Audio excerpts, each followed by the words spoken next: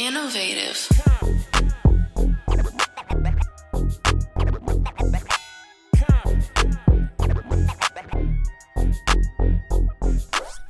What's the deal? It's your man Deshaun Showtime Watkins.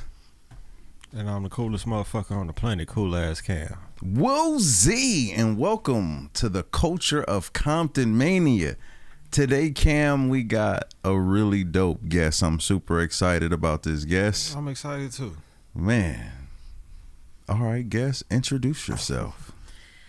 Hello, dearies. This is your dear old Auntie Hydie. But I also go by KRISTIN Bell. No, I'm not. I'm not related to that actress. Will people stop comparing her to me? Wow. I mean, you want to talk about the skill, the talent. Mm-hmm. I think to me, I am like, you are one of the most impressive wrestlers that I freaking know. Ladies and gentlemen, like when I tell you, as far as character wise, as far as uniqueness, as far as always doing dope promos, you know what I mean? Also creating the images. Yeah. You are definitely an artist because your imagination goes places that a lot of people they would stop way before they even got that far. You know what I mean? And I've seen the promos you cut, and I'm like, those are. It was very creative, you know. Thank you very much. It's oh god, there's a lot of it's a combination of just like just drawing upon a bunch of references growing up, and also just. I'm going to say the autism helps. It's because autism, ADHD, whatever you want to call it, basically it's, though I did finally get properly diagnosed with autism when I was in like 35 or something. Wow.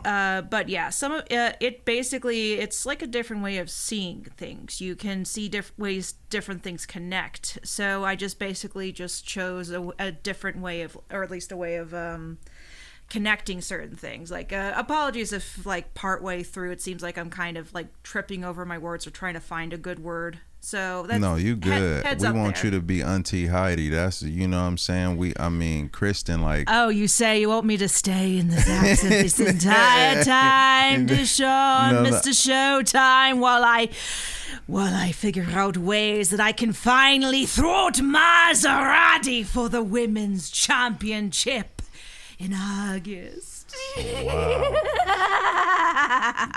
A lot of that is just practice, and also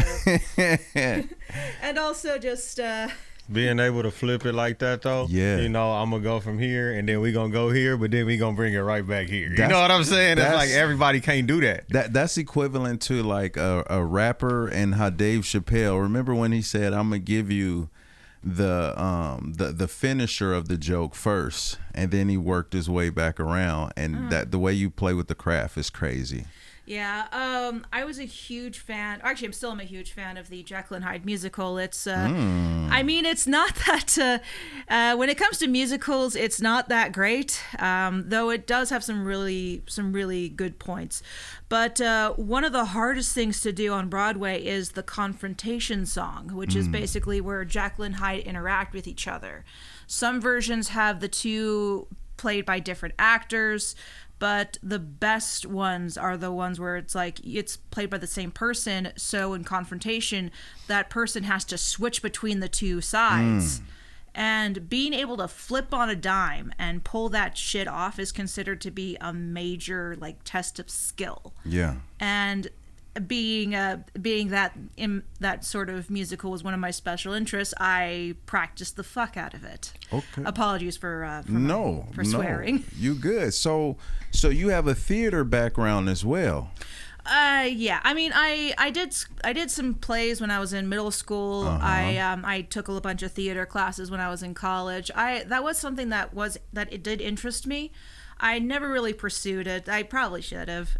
But I also play Dungeons and Dragons, which involves a lot of it. You could say it involves a lot of theater in that one, especially with improving.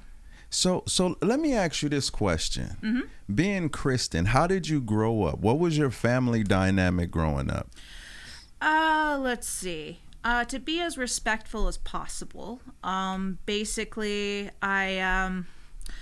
I grew up over in the San Fernando Valley. West Side? Oh yeah, West Side. I was born in West Hills Hospital. Oh wow. Yeah. I was born premature though, and had a multitude of health issues. But like jaundice, I think one of my legs was like not fully developed, so they had to like. Wow. I had to make sure that sucker was like in place while it was developing. Let's see. But I've always been a stubborn son of a bitch. So I just so basically and also with some good doctors. Basically I grew up a healthy baby. My dad, David Bell, he was basically both somebody who studied engineering, studied basically like missile defense, rockets and all, but he was also part of a band called Swampiggy Queen. Wow. And that was sort of like one of the things that led to my love of music was that Hold it up to the camera too, Heidi. Oh, yeah. This is Swampiggy Queen. They actually had a comic made about them. Sadly, it's only one issue. And there's not that many copies left. So I found this when I was going through his old stuff. And I'm just going to be very careful with it. Wow. Yeah, it's... Yeah. So yeah, one of my I've had a lot of like fond memories of like growing up, like having like waffles, and my dad like playing a lot of Skid Row right before I was going to elementary school, and me not fully understanding the lyrics, but really loving the riffs and the beats and that sort of deal. Let's see, my birth mom, Monica Bell. Let's see, she basically had a love of art, love of exercise. Basically, I would often take me to her mom, my grandmother's house, and she had this and she was a teacher. Wow. Yeah, she was a teacher. She, my great grandfather immigrated from Mexico. I believe it was like from Chihuahua, the city, I believe. I'm only like recently learning about some of this stuff. So. Wow. My grandfather, who was an Irish immigrant, who was basically, I think, let's see, he was in part of the Navy, I believe. Basically, they, but yeah, they helped me with like having a love of animals, and apparently, growing up, having pets or growing up around animals does help with people with autism with being able to socialize. So that helped me out there. And let's see. A lot of, or at least my parents divorced, and a lot of like nasty stuff happened. But was that a tough time for you? Well, yeah, kinda, because basically in a combination of like trying to kind of, or at least going through middle school, you're trying to find your own identity, right? When you reach puberty, and also dealing with the divorce and kind of being between two homes, and let's see, also not fully being properly diagnosed with autism. So basically, there's this whole like feeling kind of alien and feeling like an imposter in someone else's skin, which also kind of, I guess, that kind of leads to that part of Heidi's lore about being a body snatcher. And yeah, Heidi basically is, in canon, I am dead, and Heidi is walking around in my corpse like a skin suit. Wow. Yeah. Wow. But yeah. Anyway, unfortunate stuff aside, I really wish I was closer with my mom, because things didn't quite work out with her. She ended up actually a lot of stuff happened, and basically I stayed mostly with my dad. I went to college. But things just got worse with my mom, and apparently we are being haunted by the spirits, apparently. Yeah, I probably shouldn't have spoken about that. Sorry, Mom.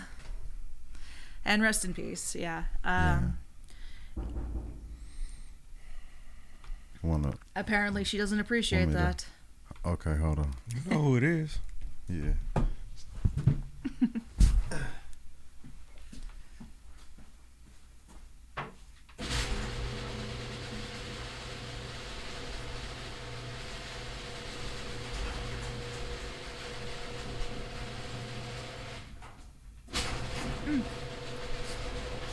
Heidi. Hello.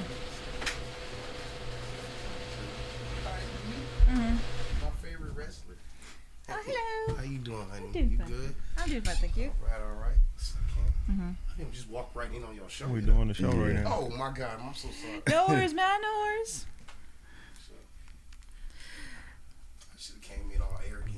Continue. No. You kind of you broke up a somber moment. Yeah, so she was in a deep moment. Like, No. This was actually provincial. I mean, so it's so we're just going to move on from that unfortunate stuff.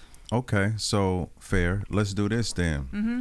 What was it that made you fall in love with wrestling? Oh yeah.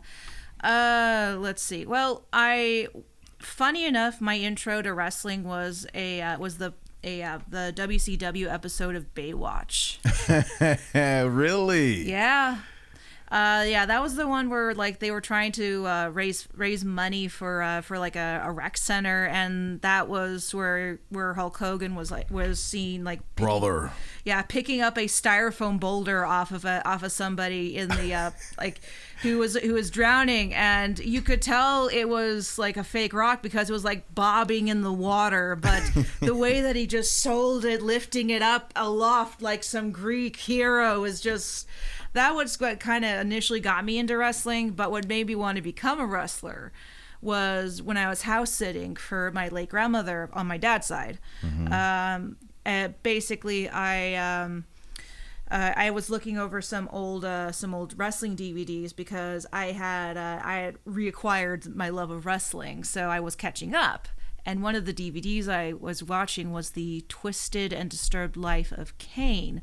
Wow. And normally, like the collection DVDs, there's like match, voiceover, describing like the events or acting as preamble, another match, and that sort of deal. But with Kane's, it was like serial killer 2000s Unmasked Kane, and he basically during the wraparound segments in between the matches, he would kind of go into this dark place describing like torment that he was going through, and also basically he dug deep into those dark emotions, and that's sort of what kind of got me in right there, and that made me want to become a wrestler. And that now you're going to be like really like being, how you say, like the next version for other kids who, because wrestling is so influential. Oh yeah, like it is. It's like different characters inspire us on different levels. Another thing I want to sing your praises about too is it is a pleasure to work with you, and it's an honor to have you on our brand. Even Big Money Dodge is like, yo, she's a legend. I just I mean, that just seems so weird because I don't think I've earned the title of legend just yet. But I'm gonna say, you know, just from my standpoint, having a brand, from the first inaugural women's match that we did in Cynthia's backyard in Compton, you know, from community events you come out, from the parade when we didn't have the float, we freaking walked the whole thing. Yeah, that was awesome. Every time we have a show, you're like the last one there. You help putting up the ring, helping take down the ring. You never have any complaints. You always like do the extra, and like I just feel like I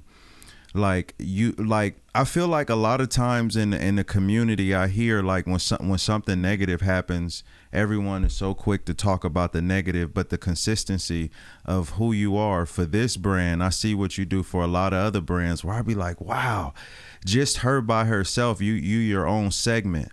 Like you don't make any excuses for anything. Like you got some of the most dopest drip I've ever seen before. Like the hat, the jacket, the just everything about you, Heidi, is like you are a legend. Maybe you don't see yourself like that because, you know, as wrestling, you know, as we look at ourselves, we see all our, you know, whatever we see. But yo, like it's a privilege and an honor to have you anytime we have you. So thank you very much. Like, yeah. Yeah, there's I do like to, or at least there's a lot of stuff that I want to work on in ring with my attire, because I've always wanted to update that look as well. But yeah, there's still a lot of stuff that I need to work on, or at least I feel like I need to work on, whether it be my in-ring work, my promo stuff, and I always want to get better. I don't want to develop an ego, because I always hate that type of like getting so far up your own ass that it's just that basically you just get, how to phrase this, anyway, I want to at least avoid that. And yeah, but thank you very much, because sometimes I do kind of like lean in, or sorry, become too laser focused on my own flaws, that maybe like trying to be too humble is kind of like kneecapped me in certain regards. But I don't think it's a balancing act. I don't think it's being too humble. I think you are who you are. I just think that it's important for people to tell you how much of a breath of a Cam know at a wrestling show, 1,000 things is happening. You're never one of them. Okay, thank you very much. I try, because I think you find like the places for you to fit in and help, and it always works. And it's like nobody has to look for you. Nope. Nobody has to ask, oh, where's your music? You know what I'm saying? We always have all that taken care of, and that's one of the biggest things about having you a part, like you say, a breath of fresh air, man. Like you know how you used to be like as a supervisor or something, you'd be like, man, I wish all employees were like you. You know, like one of those. Yeah, I mean, dude, like I don't know anybody that have anything bad to say about you. Thank you. Hopefully, I mean, I've made mistakes, especially we all do. That's especially my earlier career, because I've probably done some stupid shit. So I mean. But I do appreciate it. I want to ask you this, because this is one thing, Cam, that's been on my mind. So I want to know your top 5 wrestlers that you have worked. Because a lot, I feel like in the industry, I want to hear you talk about the peers that you love working with. Okay, so top 5 that I like working with. Let's see. Definitely. Does it have to be in a particular order? Nope, you can just show 5. Okay, cool. Because I'm going to hyperfixate on this, and I'm probably going to spend 30 minutes just like shuffling through different wrestlers. So yeah, no particular order makes it a lot easier for me. Okay. I would say the Divine Brothers, Danny and Brendan Divine. Oh, the Divine Brothers. Yes, they are amazing.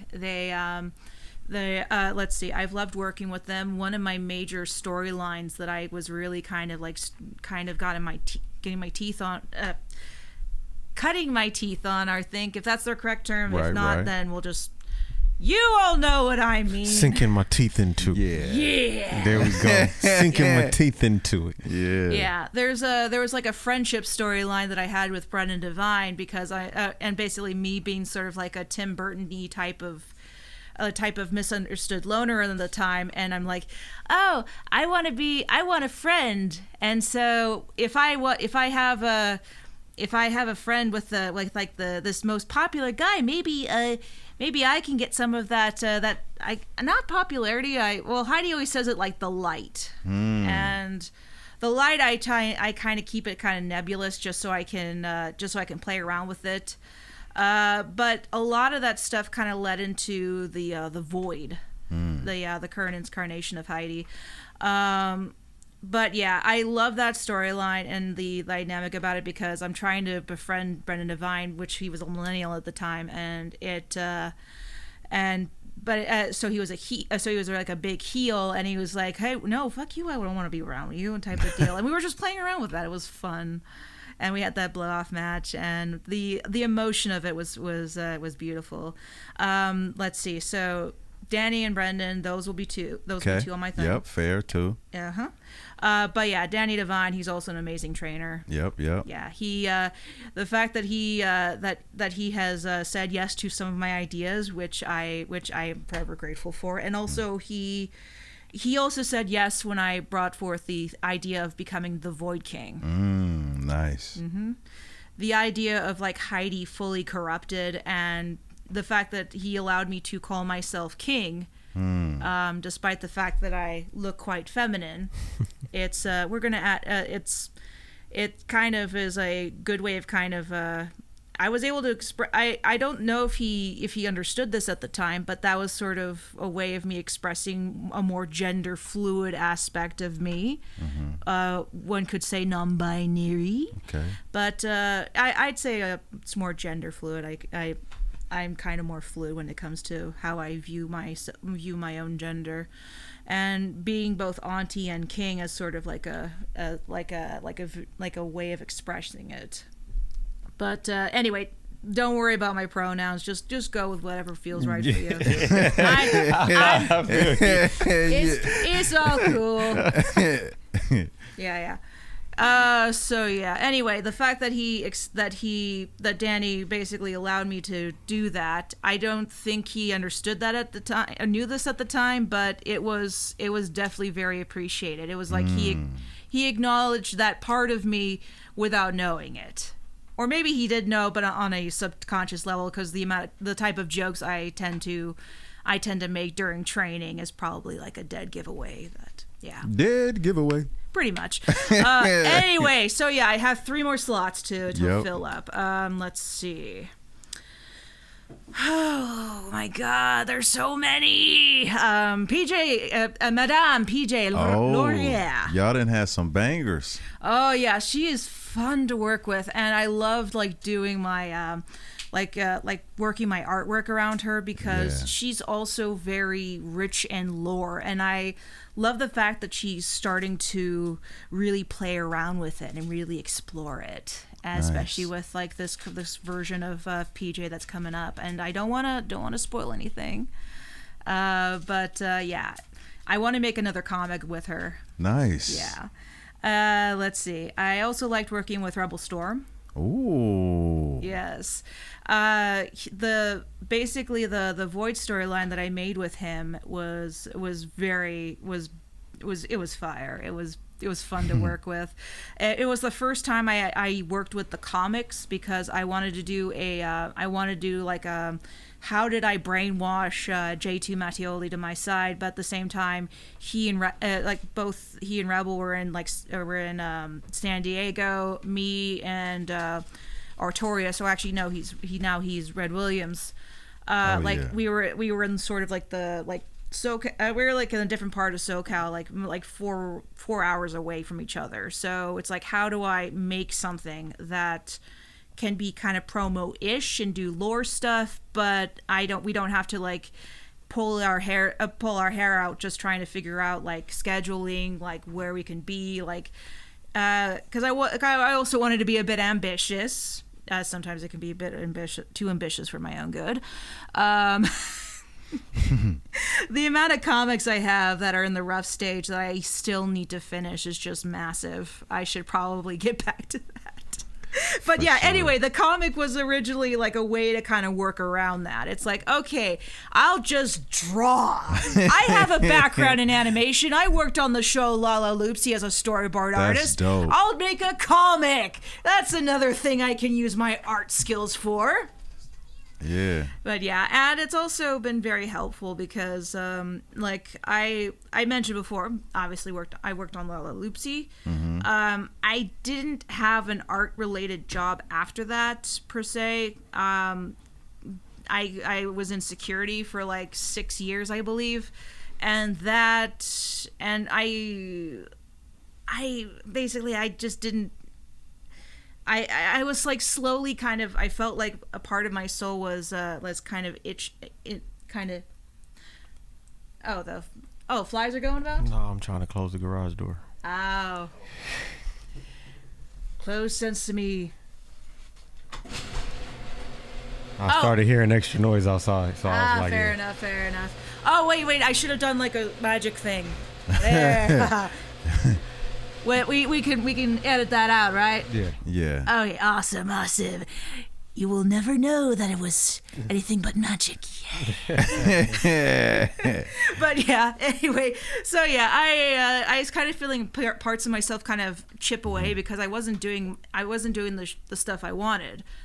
My love of art, of animation and art, because I grew up with that shit. I trained for that shit. I went to college for that shit. God damn it. So, so basically, but wrestling. Passion behind that statement is real. I don't do this shit for nothing.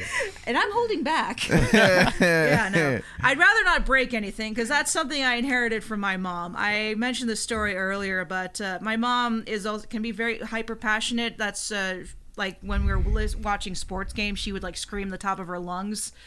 And I think that's where I got my banshee scream from. And there was one part where she was trying to like swat a fly back when we were living in like Woodland Hills, and she accidentally like smacked a hole in our window. Damn. Yeah. So Heidi, what is your wrestling noise you make? Like Mick Foley got the yeah. It sounds like he's sneezing. Yeah, you know what I mean? Like what is your wrestling noise you make? Okay. It's a combination of a couple of different noises. Like when I was developing Heidi, I kind of developed an encyclopedia of well, actually, just to sound as pretentious as possible, an encyclopedia of different types of noises, of different growls and screams and ways of rolling my R's, because I'm a huge Vincent Price fan. But, and I'm not being pretentious at all, I swear. But yeah, there's a fucking, let's see, doing some voiceovers. Yeah, no, I actually am considering getting into voice acting. I just don't know where the hell to go. You know what? I keep seeing ads pop up on Instagram on my timeline. Why don't you give us the scream then? Okay, yeah. You want me to actually scream? Wait, hold on. What? No. Take off. Yeah, for real. Take off your headphones. Dear God. Yeah. So look, you could kind of stay a good distance from the mic. Okay, because with my theater and I've practiced like a bit of opera singing when I was in college, so that's sort of like. It's about to sound like somebody dying in here, boy. Okay. No, that was good. Okay, that was too loud. No, it wasn't. That was good. Yeah. Oh Ow, my my God. ears. I think we need it no louder than that. Why did I keep my headphones on? Jesus Christ. Because it peaked on the mic right here. Yeah. Yo, the craziest screech of all times, man. Like, so Auntie Heidi, okay, like, I think this has been a super, super dope interview. I know we didn't get everything, but I just kind of wanted everybody to appreciate you the way that we over here appreciate you and how much you a real factor in this community. So what I want you to do is look into that camera, tell them where they can get your shirts, tell them where they can follow you, and whatever message, and also tell them something that'll keep them going. I don't know. Something to keep them going? Yeah. Let's see. I would say, let's see. You can get my shirts at prowrestlingtees.com. Look up Auntie Heidi. The best ways to see some of my work is definitely Instagram, Auntie Heidi, AUNTIE HYDIE. All one word. Occasionally I do go on Twitter and Facebook, but Instagram's like the best way to like see my promos and comics, because I usually like put my stuff up there. I also do weekly streams, Twitch streams, Sundays, 7 p.m. Pacific Standard Time. I like to do like storylines and not storylines. I will play video games or movies, and I'll do it in character. I don't know exactly how well that's turning up, but it sounds like a pretty good concept. Yeah, it's fun. Yeah, I might. I was thinking of like setting up a VTuber thing, but that just seems way too goddamn complicated. But I'm interested. Especially it would work with somebody like Heidi, who is a body snatcher and wants to be seen, but their true form can't be. So that's why meat suit. Nice. Heidi just wants to be seen, acknowledged, and loved. All of this insanity, all of this darkness, all the void, all amounts to those three simple things. And all that darkness is just those three things becoming twisted. Wow. If I can't get love, if I'm deprived of it, I will steal it. I will force my own menacing version of love on you. You will be a part of me, and we will all be together. My eyes are yours, and yours are mine, dearie. Sink with me in the void. Drown with me. Drown with Auntie. I don't want to be deprived of all that light, that warm light. Give it to me. Give it to me, Deshaun. Give it to dear old Auntie Heidi. I'm married. Come on. Yeah. Kobe say I'm married. Not that. It's your man, Woozy. Welcome to the Culture at Comptonmania. Follow Comptonmania everywhere. Join our members only on YouTube. Man, Cam, take us up out of here. Tap in with me, COOLAZZCAM. Tap in with our website, www.theinnovativeculture.com. Follow us on Instagram at innovative.culture and the Culture of Comptonmania. And subscribe to our YouTube at youtube.com/innovativeculture. And put some respect on Auntie Heidi name. Top 5 female wrestler period on the West Coast, all over. Woozy.